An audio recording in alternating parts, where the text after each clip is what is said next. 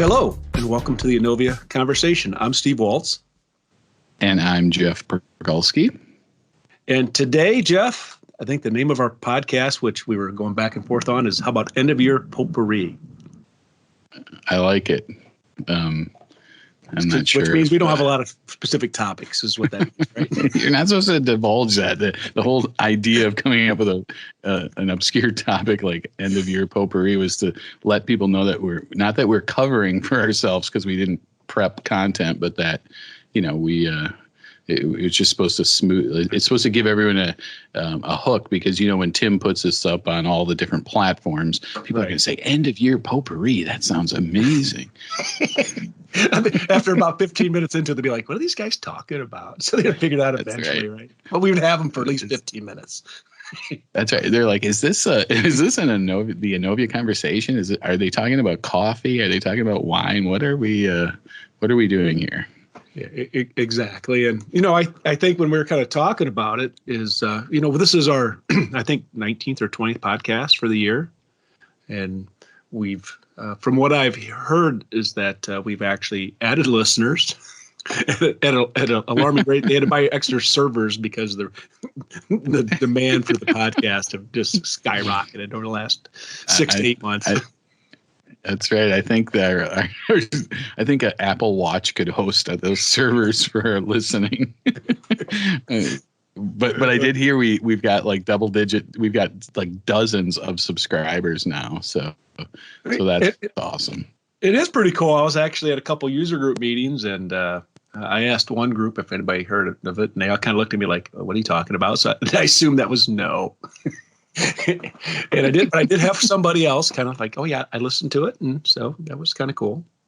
So we're getting there. Yep. And yeah, well, sometimes the reaction I get when I bring up, hey, have you listened to our podcast? So you mention it, and then what you see on the face of the person that you're mentioning it to is what my dad would describe as a goat looking at a new fence. So they are, there's just absolute confusion. And then you realize they don't know what a podcast is. Right. So, which is, I think, a problem that both you and I had before we started making podcasts. We didn't know what they were either, right? Right. And I think we should open up the lines now for the callers, right? Caller one, you're on with wait, it's just my dog. Never mind. That's right. It's being recorded. We can't call in. Yeah. Hey, but it is speaking of that, because we should probably let everyone know it is the day before Christmas Eve. Mm-hmm. And so we are looking back at what we've covered, topics that we've covered. Do you remember when our first podcast was? Like the approximate date, which month it was? I don't. I don't. We can't really trust looking at the Innovia website, because that would just be the date that Tim first produced it. So it was probably months before that. But I would say it was probably like February, March-ish, wasn't it? Yeah, it was early in the year, I would say. But yeah, I think I know it was before like our customer conference. So because we talked about leading into it, and I think it's been probably 10 months. We'll have that information for our listeners, because I'm sure that'll be a call-in question. Oh yeah, that's you keep going back to that call-in. I like it. It does feel like we're some talk radio guys here, doesn't it? The fancy headphones and mics. What I would be interested in knowing is, since we started this podcast, how many user group events do you think you've been to, Steve? I know you go to a lot of them. I do, and I'm very fortunate because we have quite a few of our customers that actually lead the local groups and attend the local groups, and and obviously being an annual sponsor of NAVHUG or NAV BC Hug or Bug or whatever the moving forward is going to be, is that it's for my background, Jeff, not having an ERP type of background, I enjoy it because I get to hear a lot, but what's going on with the users and all the presentations, and so got to go to a nice handful of them, and And actually, the last one I went in Denver, we took one of our developers to it. Daniel. Daniel actually lives in Denver and Boulder area, so I think it was good for him to kind of see and hear from users. When you have somebody on your support team that's more of a technical resource to kind of hear some of the pain that's customers have, or the road. They actually talked about the roadmap of the Power Platform, which I heard that Microsoft Flow has changed its name. I was like, what? I didn't know that. So, I kind of got that. I figured you probably knew that, but they changed that name. I was well aware of that, yes. So, but yeah, and the consensus I think is as they grow, and when people go to those meetings, it was kind of neat when I was in Atlanta last week. How many new people were there, and you could see the fear, not the fear, but like when you're new going to those type of meetings, you don't know what to expect, and and when you do the introductions, I just kind of said, I just remember my first time. It truly is just users sharing with other users. And, there's other resources in this room, be sure to ask and grab people that, that might know the answer to your question. So, but I don't know if I answered your question and how many. I would say close to a baker's dozen. That is good to hear. And in that, let me just say, I'm terribly sorry that we are 8 days removed from the Packers ending the Bears playoff hopes. I'm thinking that tonight the Minnesota Vikings are going to do the same to my Packers team, but we are on the cusp of the playoffs, and the Packers might sneak in. So I'm assuming you'll just cheer for the Packers because you're such a good NFC North fan that you'll want us to thrive and prosper in the playoffs. I think we talked about it before when you look at the Green Bay Packers, living in South Bend, that it was kind of formed by a bunch of Notre Dame alum, like supposedly like they're butchers, weren't they? That's where the meat packers and kind of came from, and that's where the green and gold came from. So I probably won't root for the Packers or the Vikings, but I won't root against them. It's like being a Cub fan, right? People say, "Oh, I like both the Cubs and the White Sox." I'm like, nah, I can't. And those that can, you're not wired that. I'm just not wired that way, right? So, but I love the people that say, "Oh, I can root for that conference team." I'm like, it's like I don't think I can ever root for the St. Louis Cardinals. I'm sorry, it just can't happen. So, I understand.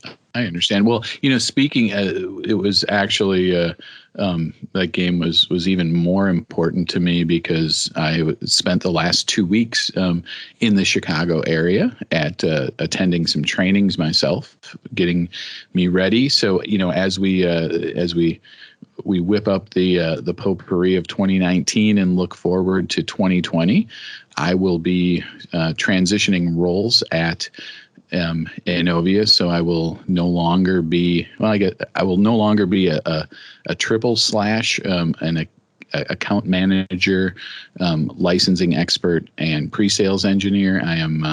I'm being dethroned, defrocked of the account manager role, so I will just be a pre-sales and licensing specialist. So I'm pretty excited about that. And in order to support me in that new role, I was fortunate enough to attend some training.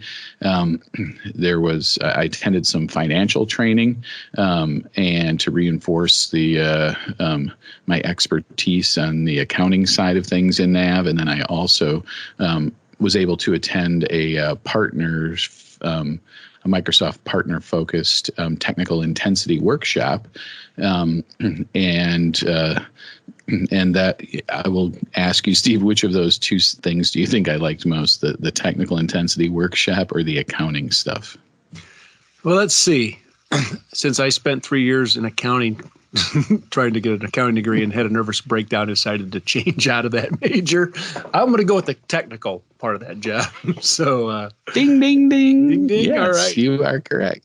Yeah, that was right. But so it was actually, and it's interesting because as a NAV slash BC partner, that we've been doing this for 30 years. When you attend partner events and you see the people that are just getting into it, you realize what a strong team we have. I was, talking to the Microsoft training leads that were there, asking questions about, in this technical intensity workshop was to help partners develop expertise for integrating the Power Platform with Business Central. So as you mentioned, Flow, or what's now referred to as Power Automate, and the Power BI suite of reporting dashboard tools, and then Power Apps. So they took us through some exercises to write some small apps to update inventory, and there was like a really basic retail point of sale system. But you think about we were taking a lot of non-developers and taking us through the process of showing how easy it is for end users as well as partners to leverage these tools that Microsoft is giving us, and how that builds value in the investment to NAV and BC. But it was interesting because we've got people like Chad and the whole team of developers that are just amazing, that have all this expertise, and Chad wrote an app for his presentation at Summit back in October that was really cool, that used Azure artificial intelligence to take a picture of some items that in his scenario came off the production line. He takes a picture of the output and then is able to have Azure AI count the products that came off the assembly line and update a production journal.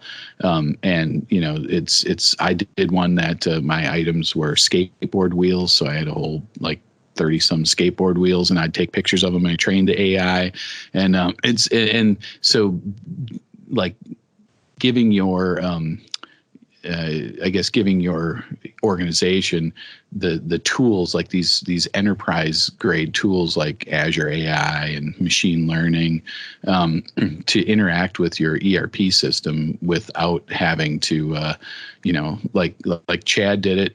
Chad showed me a little bit of what he did. I took that. I went through a 2-day workshop, and I'm, writing my own apps for my demo environment. It's a pretty cool thing to, it's a pretty cool thing, I guess, both to be able to know that our customers have the same ability to do that with a really small investment in learning to kind of get familiar with the apps. And then it's also I think for me personally, it's really rewarding to be able to use the sort of the technical skills that I've developed over the years for something productive, like writing an actual app instead of just talking to people, as my son describes my job. Yeah, what's really cool, what you were kind of talking about, Jeff, was when I first started 4.5 years ago, when we were ABC Computer, on the way to change our name to kind of reflect what we do. A lot of it was, we're an ERP partner, right? People buy NAV, people want support for NAV, and, I need some, some help here and some help there. And just kind of where technology is going, the tech data world, just the discussion on what you're talking about, that we're making that investment. Because I don't, one of the things, I guess, going around and going to all the different type of events is you're seeing that I think a lot of partners maybe a little bit slower on seeing that. So because now you're going from an account management role and to a pre-sales engineering role. And so you have those discussions over the last years with your customers, and the questions that I think that need to be asked more, and customers. When I was at Denver meeting last week or 2 weeks ago, there's a consulting company out of Denver that was really focused on the Microsoft stack, on utilizing all the things that are available from Microsoft, on how to really just understand how to use your data better to basically increase your revenue. And I asked the gentleman, I said, so where are we at in this, if it was a baseball game, on this, not only the technology that's available, but people being aware of it, know how to ask the questions. And he felt that, well, where we're at on the technology side of it, he thought it was the third or fourth inning, and he couldn't really answer the other part of the question because, I don't know, Jeff, let me ask you this. So you called on customers for the last year. How many of them are aware of what's out there on that Microsoft stack or the AI or Power BI? Not even hardly any of our customers. Well, I shouldn't say hardly any of our customers, but on a percentage basis, the utilization of CRM is so low. I just feel that a lot of customers aren't utilizing technology to help them move their business forward. Yeah, I think it's difficult because it does take time to research and to understand the limitations. And in a lot of cases, Microsoft has made all of these tools in their Power Suite available for free. And so then there's sort of this, feeling you get what you pay for, and how, powerful can a free tool be? And then it gets to, I don't want to waste a lot of time figuring this out, how it works, how all the pieces fit together, only to, find out, well, it gets me close, but not quite. So I understand why there's kind of a low adoption rate and how it's difficult. But I think the fact that Microsoft is now starting to charge for a lot of these, previously free tools will get some people to understand that, if people are paying for this, it must be fairly valuable. And I think the challenge is to us as a partner to also keep invested in these in the Power Suite and the other in the same way that we've invested in expertise and having people attend training for the different ISVs that we sell and represent, support with our customers.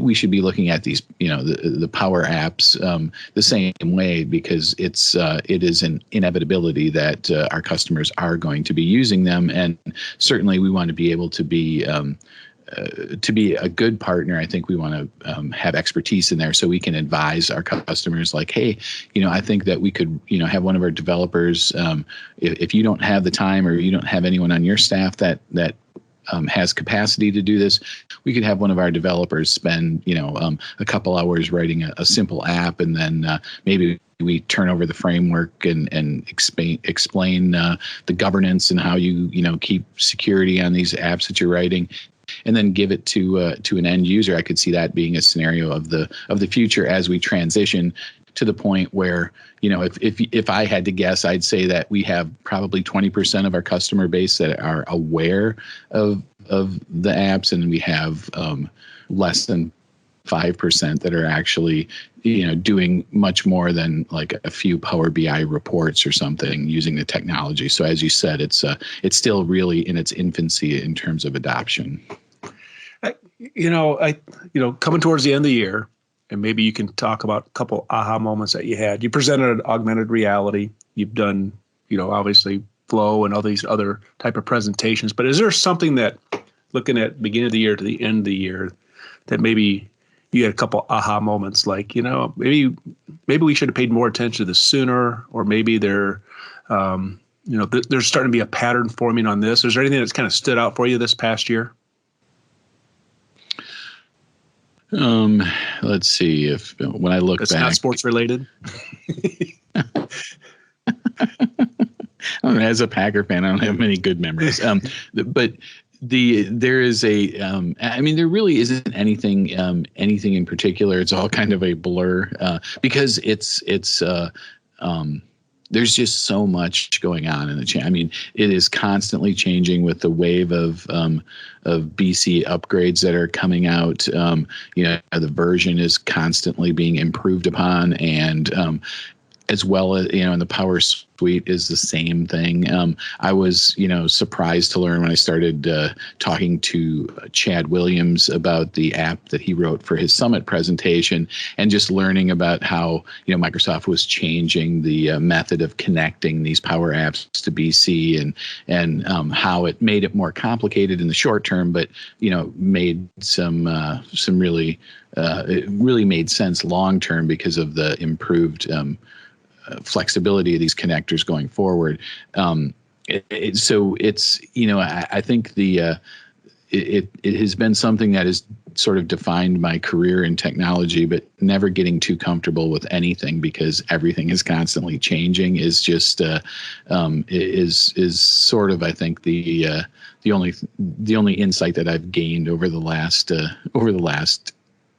11.5 months or however long this year has been. What about you? I want to hear some Steve stuff.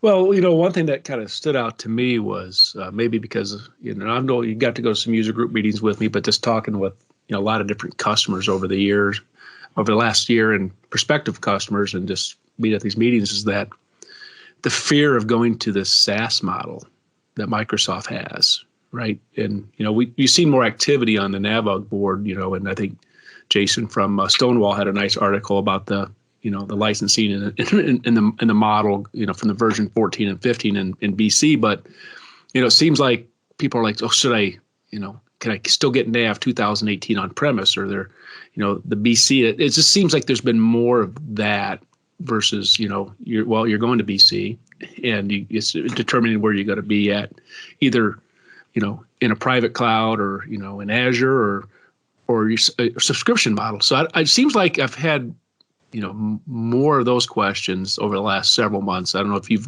gotten those type of inquiries. Yeah. I think from a licensing perspective, there has,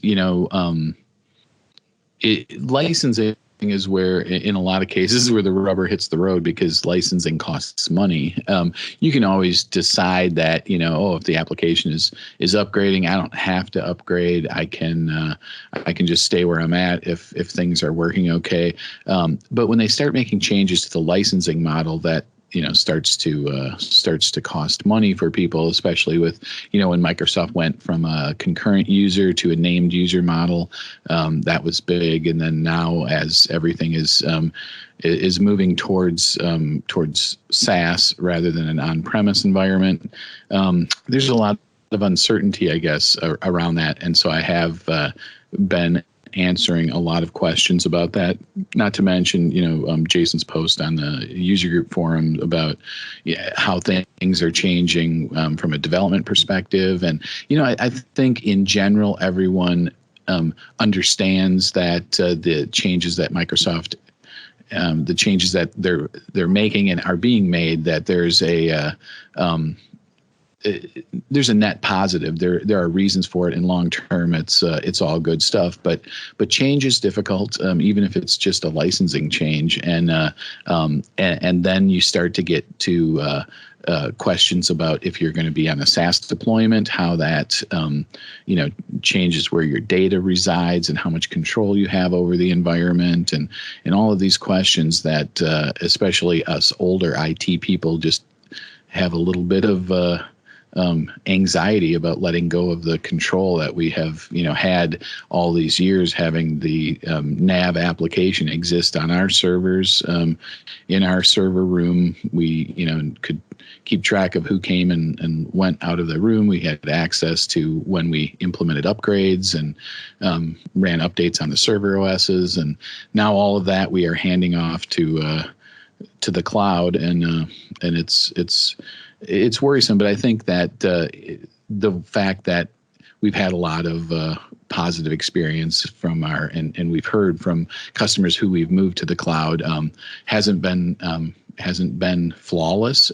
There have been some bumps in the road, but I think when people partner, I think that's like the value statement for us as Enovia, that even though you're handing over control of a lot of this stuff when you move to a SaaS model to Microsoft, having a partner that has a direct line to Microsoft and is there to, they can get questions answered and provide support, kind of gives you the best of both worlds. You don't have all the responsibility of maintaining all your on-premise stuff, but you've still got someone when you need a question answered that can get that for you. So I think it's all good stuff, and I just see it moving more in that direction next year.